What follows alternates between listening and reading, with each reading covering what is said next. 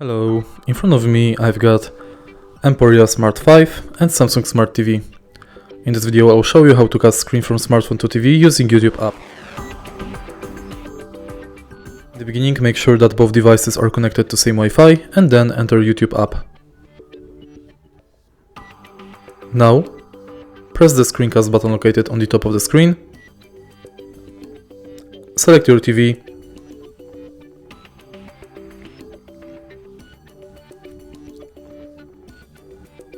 And now when both devices are connected, you can play any music you want or video on your smartphone and it will be displayed on the TV.